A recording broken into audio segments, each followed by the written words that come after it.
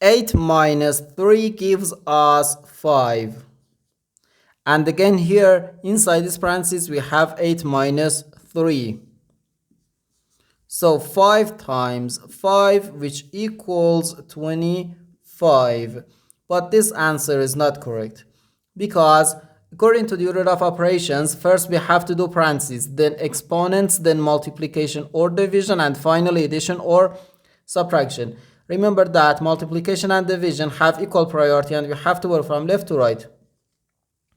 And the same applies to addition and subtraction. In this expression, we have one subtraction, one multiplication, and one parenthesis. Inside this parenthesis, we have one subtraction.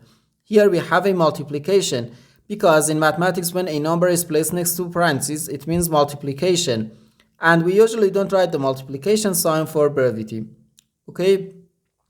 So according to the PEMDAS, first we have to do this parenthesis, then this multiplication, and finally this subtraction.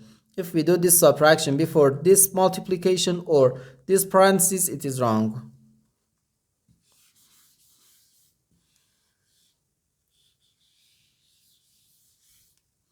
So first we have to do this parenthesis. Inside this parenthesis we have 8 minus 3, which equals 5. So 8 minus 3 times 5. Now we have one subtraction and one multiplication. According to the PEMDAS, multiplication has higher priority than subtraction, because multiplication comes before subtraction. So here first we have to do this multiplication. 3 times 5 equals 15. So 8 minus 15, which equals negative 7. And this is our final answer to this problem. The correct answer is negative 7.